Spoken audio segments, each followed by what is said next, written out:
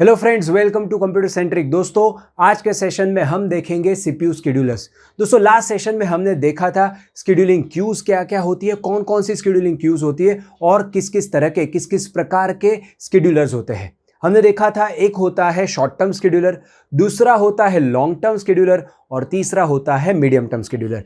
आज के सेशन में दोस्तों हम शॉर्ट टर्म शेड्यूलर, जिसे हम सीपीयू शेड्यूलर के नाम से भी बुलाते हैं, उसके बारे में पढ़ने वाले हैं। कौन कौन से इसके एल्गोरिदम है, कौन कौन से शेड्यूलिंग क्राइटेरिया होते हैं, कौन से प्रीएम्प्टिव है, कौन से नॉन प्रीएम्प्टिव है, कब हमें ये शेड्यूलिंग एल्गोरिदम को रन करना होता है, ये सारी चीजें हम आज के सेशन में देखेंगे। तो चलिए शुरू करते हैं।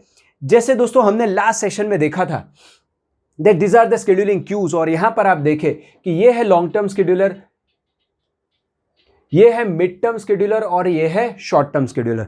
लॉन्ग टर्म शेड्यूलर का काम क्या है? हमारी जॉब क्यू में जो भी नई प्रोसेस आई है उनमें से कौन सी प्रोसेस को मुझे मेन मेमोरी में डालना है, मतलब उनमें से कौन सी प्रोसेस को मुझे रेडी स्टेट में डालना है, ये काम है लॉन्ग टर्म शेड्यूलर का। मीडियम टर्म शेड्यूलर का काम क्या है? हमारी मेन मेमोरी में जितने भी प्रोसेस है उनमें से टेम्पररीली कौन कौन सी प्रोसेस को सस्पेंड करके मुझे टेम्पररीली सेकेंडरी ड्राइव में, सेकेंडरी डिस्क में स्टोर करना है, कौन सी प्रोसेस को मुझे चूज करना है, ये काम चूज करने का काम करता है मिड टर्म शेड्यूलर। और जो हम आज के सेशन में पढ़ने वाले हैं, हमारे लिए जो इंपॉर्टेंट है, गेट की एग्जाम के लिए जो इंपॉर्टेंट है, that is short term scheduler, जिसे हम सीपीयू शेड्यूलर के नाम से भी जानते हैं। वो क्या करता है भाई? जैसे मैंने आपको बताया था, एक प्रोसेसर एक टाइम पे सिर्फ एक ही प्रोग्राम को, एक ही प्रोसेस को रन कर सकता है। अब हम मेरी मेन मेमोरी में तो काफी सारी प्रोसेस पड़ी हुई है, उनमें से कौन सी प्रोसेस को सीपीयू देना है, ये डिसीजन किसी ना किसी को लेना पड़ेगा। और वो डिसीजन कौन लेता है? Short term scheduler. मतलब short term scheduler ready state में से किसी प्रोसेस को चूज करके उसको सीपीयू देता है और उसका स्टेट चेंज होता है रनिंग, राइट? तो ये होता है शॉर्ट टर्म शेड्यूलर, जिसे हम बोलते हैं सीपीयू शेड्यूलर। तो अल्टीमेटली वो क्या करता है दोस्तों? वो selects one process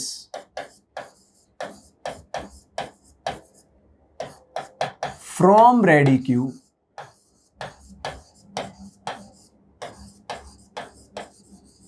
and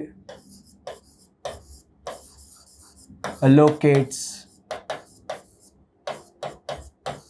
CPU. तो रेडी क्यू में जितनी प्रोसेस है, हमारी मेन मेमोरी में जितनी प्रोसेस है, उनमें से किसको मुझे सीपीयू देना है, ये डिसीजन लेने का काम करता है हमारा सीपीयू शेड्यूलर, हमारा शॉर्ट टर्म शेड्यूलर। ठीक है। अब जैसे हमने देखा था लास्ट सेशन में, ये short term scheduler quickly call होता है as compare to long term scheduler, right? और शॉर्ट टर्म शेड्यूलर का काम यही है, मैक्सिमम सीपीयू को बिजी रखना। इसका गोल क्या है? इसका गोल होता है keep CPU busy all the time। ठीक है। अब दोस्तों, ये जो शेड्यूलर होते हैं वो दो तरीके के होते हैं, एक होते हैं प्रीएम्प्टिव और दूसरे होते हैं नॉन प्रीएम्प्टिव। तो चलिए देखते हैं भाई प्रीएम्प्टिव कौन कौन से होते हैं और प्रीएम्प्टिव शेड्यूलर का मीनिंग क्या है, राइट? तो चलिए सबसे पहले देखते हैं नॉन प्रीएम्प्टिव।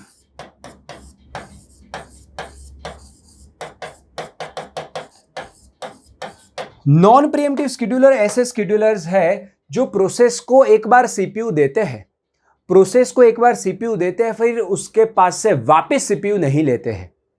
प्रोसेस को अगर एक बार उसने सीपीयू दे दिया, फिर उसके बाद जब तक प्रोसेस अपने आप सीपीयू ऑपरेटिंग सिस्टम को या शेड्यूलर को देती नहीं है, तब तक प्रोसेस के पास से खींच कर नहीं लेते हैं, right? So this non preemptive schedulers are those schedulers which once, let's say once CPU is allocated to a process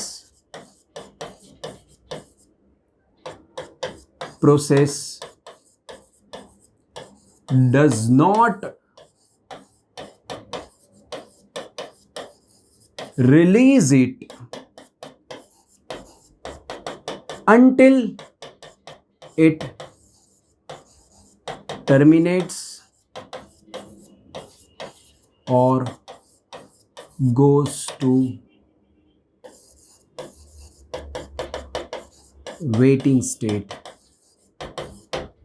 मतलब या तो प्रोसेस टर्मिनेट हो जाए, मतलब मैंने एक बार किसी प्रोसेस को सीपीयू दे दिया, तो नॉन प्रीएम्प्टिव के केस में क्या होता है, प्रोसेस को एक बार दे दिया फिर मैं वापस नहीं ले सकता, मैं फिर उस प्रोसेस के पास से सीपीयू लेकर के किसी दूसरी प्रोसेस को नहीं देख सकता तब तक जब तक प्रोसेस या तो कंप्लीट नहीं हो जाती या तो प्रोसेस वेटिंग मोड में नहीं चली जाती। वेटिंग मोड में चली जाती है इसका मीनिंग क्या है भाई, वो आईओ ऑपरेशन करने चली जाती है या किसी इवेंट के लिए वेट करने चली जाती है। तो इन केस में प्रोसेस खुद रिलीज करेगी, ले लो सीपीयू अब दे दो किसी और को, यह कहानी होती है। प्रोसेस खुद देती है भाई ले लो, लेकिन हम उसके पास से ले नहीं सकते। तो एक चीज हो गई। दूसरी चीज है दोस्तों, दूसरी कहानी है pre-emptive.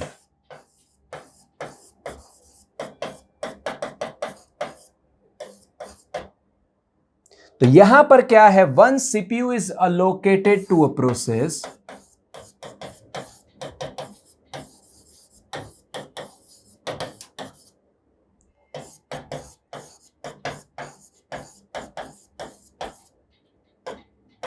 it can be deallocated anytime। मतलब मैंने अगर सीपीयू को किसी प्रोसेस को दे दिया, मान लीजिए प्रोसेस P1 को दे दीजिए, राइट, तो मेरे शेड्यूलिंग एल्गोरिदम के अकॉर्डिंग अगर अभी के टाइम के लिए मुझे ये सीपीयू प्रोसेस P3 को देना है तो मैं तुरंत ही P1 के पास से वो सीपीयू ले लूंगा और P3 को दे दूंगा। अब P3 को मैंने दिया, अब मेरे शेड्यूलिंग एल्गोरिदम के अकॉर्डिंग मान लीजिए अब वापस सीपीयू मुझे P1 को देना चाहिए तो मैं P1 को दे दूंगा। तो इस प्रकार मैं किसी प्रोसेस को सीपीयू देता हूं तो उसके बाद मैं उसके पास से वापस ले भी सकता हूं, चाहे उसका एग्जीक्यूशन कंप्लीट ना भी हुआ हो। तो वो होता है pre-emptive scheduling. Non preemptive scheduling में क्या होता है, हमने एक बार सीपीयू प्रोसेस को दे दिया, अब हम उसके बाद उसके पास प्रोसेस के पास से सीपीयू वापस ले नहीं सकते जब तक प्रोसेस खुद हमें नहीं देती, राइट। तो आशा रखता हूं इन दोनों के बीच का डिफरेंस समझ में आ गया। चलिए अब आगे बढ़ते हैं। Next is when to take scheduling decision.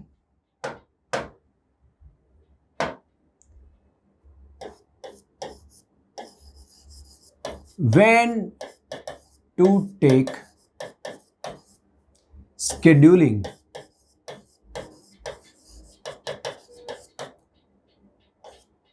decision। भाई शेड्यूलिंग डिसीजन कब कब लेना पड़ेगा, तो दोस्तों जब कभी भी कोई प्रोसेस, देखना, जब कभी भी कोई प्रोसेस रनिंग मोड में है, जिसका स्टेट रनिंग स्टेट है और वो प्रोसेस कंप्लीट हो जाती है, मान लीजिए तो कोई प्रोसेस रनिंग स्टेट में से टर्मिनेट स्टेट में चली जाती है तो सीपीयू खाली हो गया, राइट। तो तब जाकर के मुझे किसी प्रोसेस को, किसी दूसरी प्रोसेस को सीपीयू देना पड़ेगा, तब मुझे ये सीपीयू शेड्यूलिंग एल्गोरिदम रन करना पड़ेगा, right. So the first case is when a process goes from running state to from running state to terminated state। Similarly दोस्तों, when a process whose state is running goes into waiting state, process running state में हमने उसको CPU दिया, लेकिन अब process को IO operation करने जाना पड़ रहा है, अब प्रोसेस को किसी इवेंट के लिए वेट करना पड़ता है, तो प्रोसेस अपने आप सीपीयू को रिलीज कर देगी। प्रोसेस अपने आप सीपीयू को रिलीज कर देगी। मतलब ये सारी प्रोसेस हम इंसानों की तरह नहीं होती है, हम किसी चीज किसी के पास से ले लेते हैं, राइट, और अगर हमें उसकी जरूरत ना भी हो तो भी हम रखते हैं, चाहे दूसरों को उसकी जरूरत हो फिर भी हम उन्हें नहीं देते हैं, जबकि प्रोसेस यहां पर ऐसा नहीं करती है। ये सीखना है हमें प्रोसेस से कि अगर जब कोई चीज हम लेते हैं, अगर उसकी जरूरत नहीं है, दूसरों को जरूरत है, तो हमें देना चाहिए, राइट। चलिए आगे बढ़ते हैं। तो जब मेरी प्रोसेस मान लीजिए रनिंग मोड में है और वो वेटिंग मोड में चली जाती है, तब सीपीयू खाली हो गया, किसी दूसरी प्रोसेस को हमें देना पड़ेगा। सो जब रनिंग में से वेटिंग ट्रांजिशन होता है किसी प्रोसेस का, तब हमें यह एल्गोरिदम रन करना पड़ता है। नेक्स्ट केस है दोस्तों, जब मान लीजिए प्रोसेस रनिंग स्टेट में से रेडी स्टेट में आ जाती है,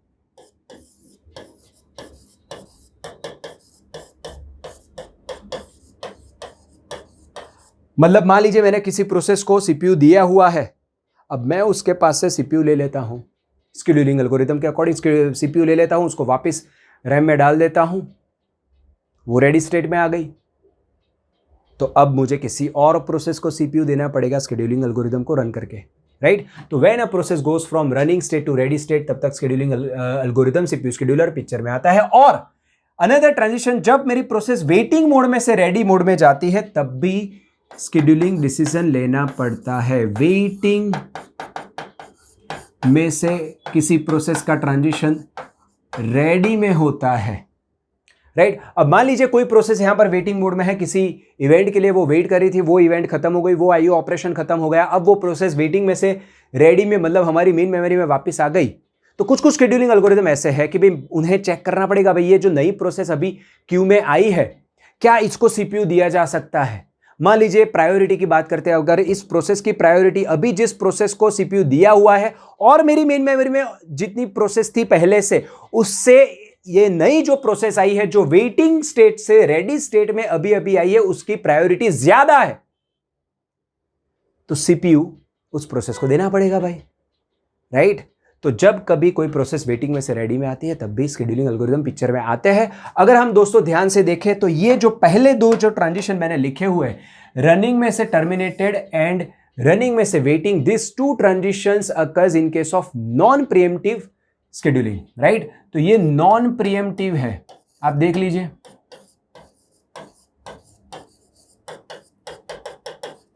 मैंने बताया था नॉन प्रीएम्प्टिव में होता क्या है, जब कभी भी हम सीपीयू किसी प्रोसेस को देते हैं तो उसके पास से ले नहीं सकते जब तक सीपीयू किसी प्रोसेस को देते हैं तो उसका स्टेट है रनिंग। अब उसके पास से मैं सीपीयू ले नहीं सकता जब तक वो खुद टर्मिनेटेड ना हो जाए, या तो जब तक वो खुद वेटिंग मोड में ना चली जाए। तो या तो उसका ट्रांजिशन रनिंग में से टर्मिनेटेड हो, रनिंग में से वेटिंग में हो, ये दो क्या हो गई, नॉन प्रीएम्प्टिव चॉइसेस। और अगर ये ट्रांजिशंस होते हैं रनिंग में से रेडी, किसी प्रोसेस को मैंने सीपीयू दिया था, उसको चाहिए भी, वो टर्मिनेट भी नहीं हुई, वो वेटिंग मोड में भी नहीं गई है, लेकिन फिर भी उसके पास से मैं सीपीयू खींच करके दूसरी प्रोसेस को दे देता हूं, तो वो प्रीएम्प्टिव हो गया, राइट। एंड सिमिलरली ये जो वेटिंग में से रेडी वाला ट्रांजिशन था वो तो मैंने अभी अभी आपको बता दिया। तो ये जो दो चॉइसेस है वो नॉन प्रीएम्प्टिव है, जबकि ये दो चॉइसेस है वो प्रीएम्प्टिव चॉइसेस है। मतलब ये जो है यहां से यहां, राइट, तो यहां पर शेड्यूलिंग डिसीजन रन होता है, यहां पर रन होता है, ये ट्रांजिशन होता है तब भी शेड्यूलिंग डिसीजन होता है, और इस ट्रांजिशन पे भी शेड्यूलिंग डिसीजन होता है। और जब शेड्यूलिंग डिसीजन लिया जाता है तब ये वाला ट्रांजिशन होता है, ये रेडी में से रनिंग वाला ट्रांजिशन रन होता है, राइट। तो ये था रिलेशन प्रोसेस स्टेट्स का हमारे शेड्यूलिंग डिसीजन के साथ, ठीक है। चलिए अब देखते हैं कौन कौन से एल्गोरिदम, सी हमारे पास काफी सारे एल्गोरिदम है जो मेरी मेन मेमोरी में जितनी भी प्रोसेस है, मेरी रेडी क्यू में जितनी भी प्रोसेस है, उनमें से किसी एक प्रोसेस को चूज करके सीपीयू देंगे। ये डिसीजन लेने के लिए काफी सारे एल्गोरिदम है, उनमें से कुछ एल्गोरिदम नॉन प्रीएम्प्टिव है, कुछ एल्गोरिदम प्रीएम्प्टिव है। नॉन प्रीएम्प्टिव प्रीएम्प्टिव क्या होता है मैंने आपको बताया। अब नॉन प्रीएम्प्टिव में कौन कौन सी कैटेगरी है, तो दोस्तों एक है फर्स्ट कम फर्स्ट सर्व। अब नाम से ही समझ में आ जाता है वो क्या बोल रहा है, जो प्रोसेस पहली आई है वो पहले सीपीयू लेगी, फिर वो खत्म हो जाएगी तब दूसरी आई वाली प्रोसेस को देंगे, फिर तीसरी को, फिर चौथी को। So that is first come first serve. इसको शॉर्ट में हम बोलते हैं FCFS। तो ये दोस्तों नॉन प्रीएम्प्टिव शेड्यूलिंग एल्गोरिदम है, फर्स्ट कम फर्स्ट सर्व। दूसरा नॉन प्रीएम्प्टिव है शॉर्टेस्ट जॉब फर्स्ट, जिसको शॉर्ट में हम बोलते हैं SJF। मतलब अभी मेन मेमोरी में जितनी भी प्रोसेस है, अभी मेन मेमोरी में जितनी भी प्रोसेस है, उनमें से जिसको शॉर्टेस्ट टाइम चाहिए सीपीयू पे रन होने का, उसको मैं चूज करूंगा। और उसको अगर एक बार सीपीयू दे दिया तो फिर वो दे दिया, वो खत्म हो जाएगी। उसके बाद ही मैं किसी दूसरी प्रोसेस को चूज करूंगा, और वो चूज मैं कौन सी करूंगा, जो शॉर्टेस्ट है, जिसको सबसे कम टाइम के लिए सीपीयू चाहिए, उसको पहले मैं दूंगा। तो वो लॉजिक है शॉर्टेस्ट जॉब फर्स्ट का। नेक्स्ट है दोस्तों हाईएस्ट रिस्पॉन्स रेशियो नेक्स्ट। तो दोस्तों रिस्पॉन्स रेशियो क्या होता है, ये जब हम एल्गोरिदम ये पढ़ेंगे तब मैं डिटेल में समझाऊंगा। लेकिन मेरा रिस्पॉन्स टाइम क्या है वो भी हम नेक्स्ट स्लाइड में समझेंगे। लेकिन जिस प्रोसेस का रिस्पॉन्स रेशियो सबसे हाईएस्ट है, उस प्रोसेस को मैं चूज करके सीपीयू दे दूंगा। एक बार दे दिया फिर मैं ले नहीं सकता, वो खत्म होने के बाद वापिस मैं मेन मेमोरी के पास आऊंगा, उनमें से जितनी भी प्रोसेस है उनमें से जिसका रिस्पॉन्स रेशियो सबसे हाईएस्ट है उसको फिर सीपीयू दूंगा। Right. So that is highest response ratio. Next, इसको हम शॉर्ट में HRRN भी कहते हैं, राइट। नेक्स्ट है प्रायोरिटी शेड्यूलिंग, मतलब हमारी मेन मेमोरी में जितनी भी प्रोसेस है सबकी प्रायोरिटी है। तो अब जिसकी प्रायोरिटी सबसे हाईएस्ट है उसको मैं सीपीयू दूंगा।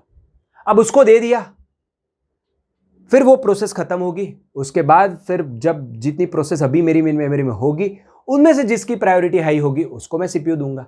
तो ये प्रायोरिटी जो शेड्यूलिंग एल्गोरिदम है वो नॉन प्रीएम्प्टिव में भी आता है और वो प्रीएम्प्टिव में भी आता है। तो नॉन प्रीएम्प्टिव में तो एक बार सीपीयू दे दिया, हम ले नहीं सकते। प्रीएम्प्टिव में क्या होगा, अब मान लीजिए किसी प्रोसेस की प्रायोरिटी, अभी मान लीजिए प्रोसेस P1 P2 P3 मेरी मेन मेमोरी में, चलिए मैं समझाने की कोशिश करता हूं इन दोनों के बीच का डिफरेंस, ठीक है। P1 P2 P3 अभी मेरी मेन मेमोरी में है, यह है मेरी प्रोसेसेस और उसकी प्रायोरिटी है P1 की है सबसे हाईएस्ट प्रायोरिटी, मान लीजिए जो हाईएस्ट नंबर है वो हाईएस्ट प्रायोरिटी है, तो इसकी प्रायोरिटी 4, इसकी है 1, इसकी है 2, ठीक है। तो अभी मेरी मेन मेमोरी में, समझ लेना, अभी मेरी मेन मेमोरी में सिर्फ ये 3 ही प्रोसेस है। सबसे हाईएस्ट प्रायोरिटी प्रोसेस P1 की है, तो मैंने P1 को सीपीयू दे दिया। अब P1 को सीपीयू मैंने दे दिया, P1 ने मान लीजिए 1 या 2 सेकंड के लिए सीपीयू यूज किया और 2 सेकंड के बाद, मान लीजिए 2 सेकंड के बाद P4 प्रोसेस आती है और उसकी प्रायोरिटी 5 है और उसकी प्रायोरिटी P1 से ज्यादा है।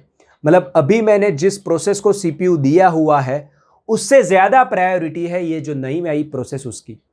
तो इन case of pre-emptive priority scheduling में क्या करूंगा, जो एग्जिस्टिंग प्रोसेस को मैंने सीपीयू दिया हुआ है उसके पास से मैं सीपीयू ले लूंगा और ये जो नई आई प्रोसेस है क्योंकि उसकी प्रायोरिटी ज्यादा है मैं उसको सीपीयू दे दूंगा।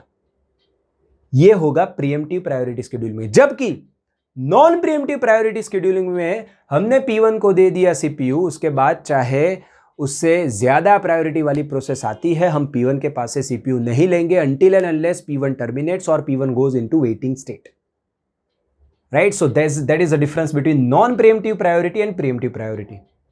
अब जैसा यहां पर था वैसा ही यहां पर है shortest remaining time next. This shortest remaining time next is the preemptive version of shortest job first.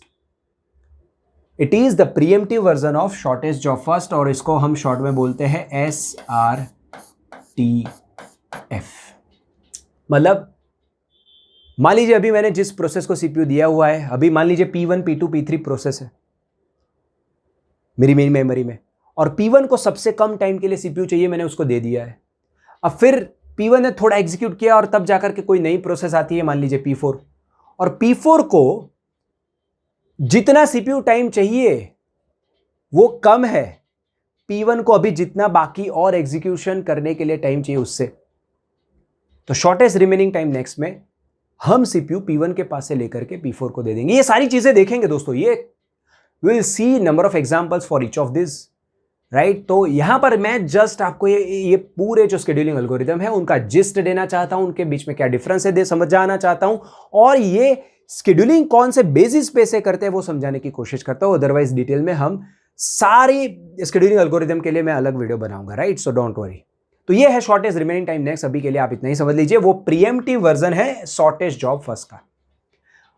Next है राउंड रॉबिन। दोस्तों ये सबसे बढ़िया एल्गोरिदम है जिसे हम शॉर्ट में RR भी बुलाते हैं। अब ये राउंड रॉबिन क्या बोलता है भैया, ये राउंड रॉबिन ऑलवेज प्रीएम्प्टिव ही होता है। राउंड रॉबिन क्या बोलता है, मैं सभी प्रोसेस को एक टाइम क्वांटम दे दूंगा, मान लीजिए 5 सेकेंड। तो अभी मैंने किसी प्रोसेस को सीपीयू दिया हुआ है, 5 सेकेंड हो जाएगी, उसके बाद मैं उसके पास से सीपीयू ले लूंगा, दूसरी प्रोसेस को दे दूंगा, उसको 5 सेकेंड के लिए दूंगा, फिर तीसरी को लूंगा, उसको 5 second. So every process will get a chance to run on the processor, to run on the CPU for the given time quantum. और जब वो टाइम क्वांटम खत्म होता है दूसरी प्रोसेस को मिलता है, जब वो टाइम क्वांटम खत्म होता है दूसरी प्रोसेस को मिलता है। तो ये है राउंड रॉबिन और ये है पूरी कहानी सीपीयू शेड्यूलर्स के बारे में। अब दोस्तों हमें जो सम्स दिए गए होंगे उनमें इनपुट में क्या क्या दिया गया होगा दोस्तों। तो सबसे पहले हमें इनपुट में दिया गया होगा भाई हमारी सिस्टम में कौन कौन सी प्रोसेसेस हैं, right. So list of processes would be given. चलिए सबसे पहली चीज। दूसरी चीज दोस्तों हमें दिया गया होगा arrival time.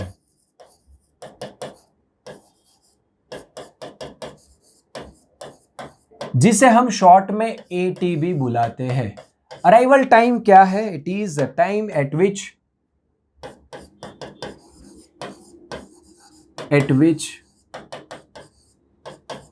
Process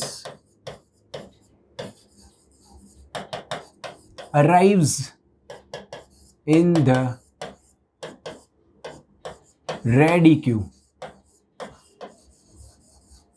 What is arrival time? It is the time at which process arrives in the ready queue. मतलब प्रोसेस मेन मेमोरी में रेडी क्यू में कब आती है, वो time, that is arrival time, जिसे हम शॉर्ट में AT बुलाते हैं। नेक्स्ट हमें दिया गया होगा दोस्तों burst time,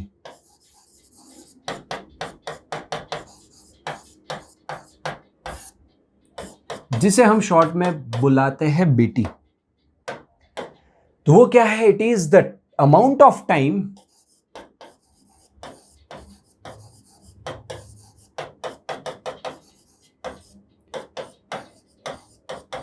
process requires CPU. It is amount of time you need for which for the duration which is required by the process to run on the CPU. मान लीजिए वो 5 है, तो उसका मीनिंग ये है कि भी मान लीजिए let's say the unit of time is second, तो 5 सेकेंड के लिए प्रोसेस को CPU चाहिए, right? So that is burst time. कितने टाइम के लिए प्रोसेस को CPU चाहिए, that is defined by the burst time, right? तो ये 3 चीजें कोई भी शेड्यूलिंग एल्गोरिदम है, राइट? कोई भी शेड्यूलिंग एल्गोरिदम है, आपको ये 3 चीजें दी गई होंगी, ठीक है? और एक चीज ऑप्शनल है, वो दी गई हो सकती है, ना भी दी गई हो सकती है, वो it depends on the scheduling algorithm, और वो है प्रायोरिटी। तो ये है ऑप्शनल दोस्तों। प्रायोरिटी शेड्यूलिंग एल्गोरिदम है तो उसमें दी गई होगी, अदरवाइज नहीं दी गई होगी। जिसकी प्रायोरिटी ज्यादा है उसको मिलेगा CPU, अदरवाइज नहीं मिलेगा। तो ये है मेरे इनपुट, राइट? उनमें से प्रोसेस, अराइवल टाइम और बस टाइम, ये 3 इनपुट तो दिए ही गए होंगे, और प्रायोरिटी शेड्यूलिंग में प्रायोरिटी दी गई होगी। Now what are the criterias, what are the scheduling criterias on which I should compare these scheduling algorithms? So those scheduling criterias are this. The first one is completion time. सबसे पहला criteria है completion time. Completion time का meaning क्या है? The time eight which process completes, इसको short में हम बुलाते हैं CT, राइट? और इसका मीनिंग क्या है? Time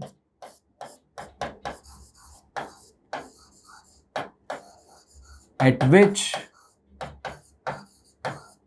process completes। तो मान लीजिए मेरी प्रोसेस मान लीजिए 25 सेकेंड पे कंप्लीट होती है, तो कंप्लीशन टाइम हुआ 25, simple, the time eight which process completes.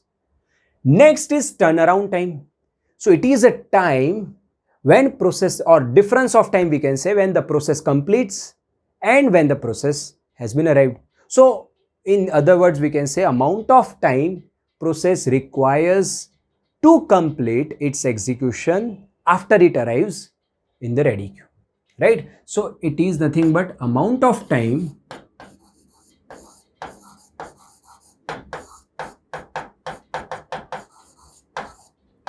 required by process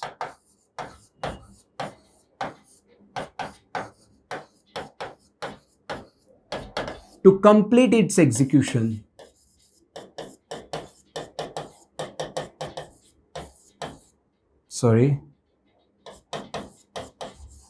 to complete its execution after it arrives, right?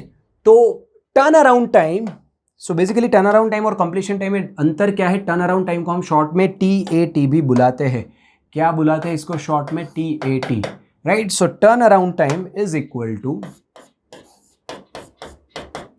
Completion time minus arrival time. मतलब मान लीजिए मेरी प्रोसेस 25 सेकेंड पे कंप्लीट हुई है, लेकिन वो 5 सेकेंड पे आई थी, वो 5 सेकेंड पे मेरी मेन मेमोरी में आई थी, मेरी रेडी क्यू में आई थी, तो 5 सेकेंड पे आई थी, और उसको कंप्लीट होने में टोटल 25 सेकेंड लगे, तो 25 माइनस 5 दैट इज 20।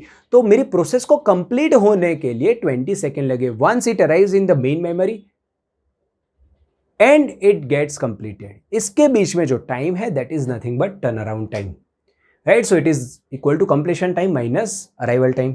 नेक्स्ट है दोस्तों waiting time. So what is waiting time? इसको शॉर्ट में हम WT भी बुलाते हैं। Waiting time is nothing but the amount of time process has to wait in the ready queue till it completes, right? So amount of time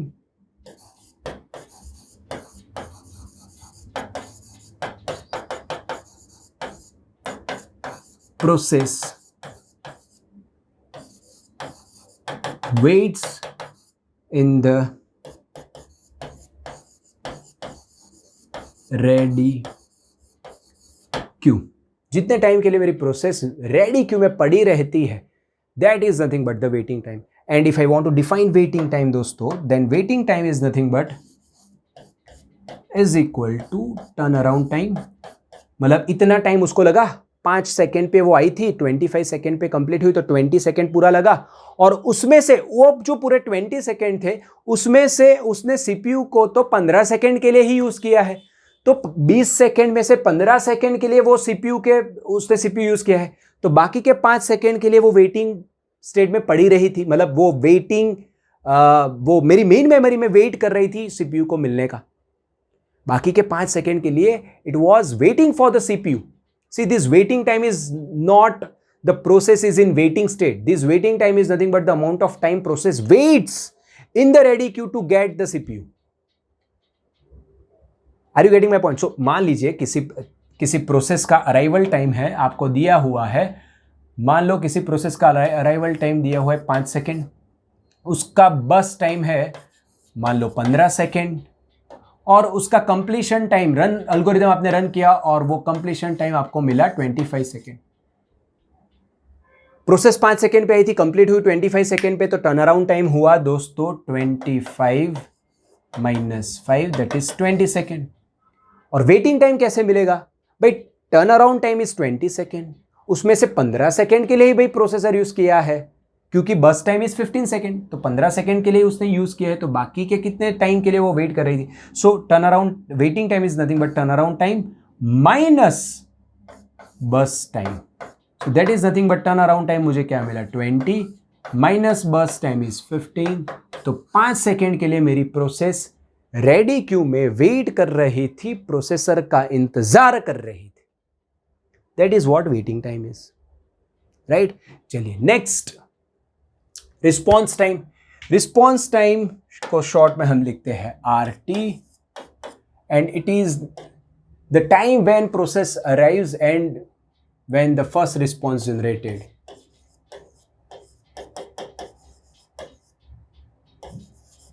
the time when process generates first response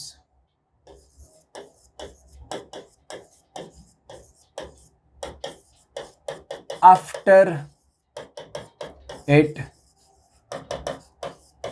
arrives। मतलब जब process आती है और सबसे पहली second के लिए, सबसे पहली बार उसको जब प्रोसेसर मिलता है, इन दोनों के बीच का जो टाइम है that is nothing but response time. Next is throughput. Throughput is nothing but the number of processes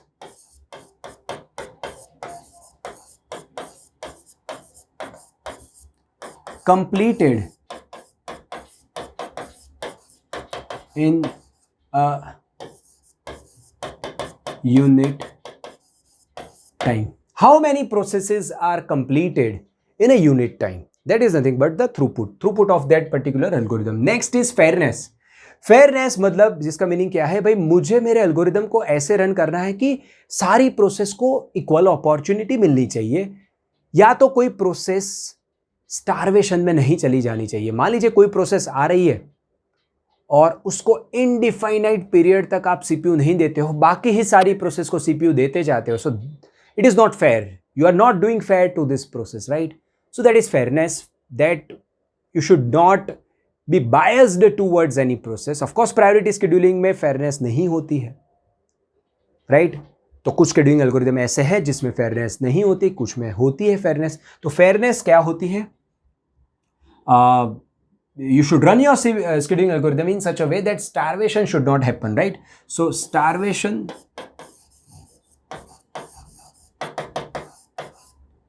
must not happen.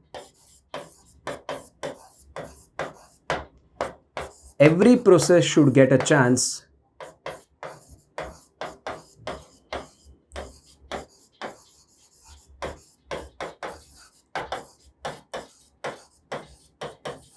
to run on the CPU. Every process must get a chance to run on the CPU. अगर ऐसा है आपके scheduling algorithm में तो आपका scheduling algorithm fair है. अगर ऐसा नहीं है तो आपका scheduling algorithm fair नहीं है. देखेंगे, हम डिस्कस करेंगे कौन सा scheduling algorithm fair है, कौन सा नहीं है. Last is scheduling length. दोस्तों, scheduling length is defined by maximum waiting time minus minimum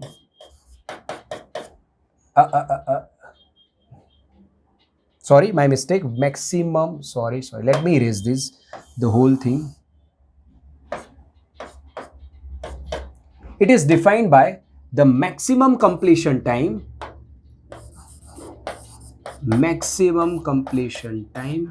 minus minimum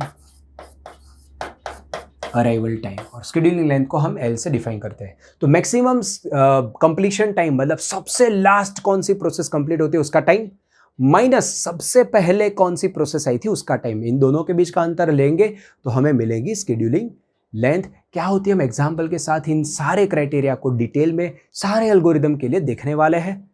तो उस वक्त आपको और समझ में आएगा. अभी के लिए थियोरेटिकल ये थोड़ी चीजें समझ में आई है कि नहीं है, इसे समझने की कोशिश कीजिए. और प्रैक्टिकली हम जब नेक्स्ट सेशन में हम एग्जाम्पल लेंगे तब समझ में आएगा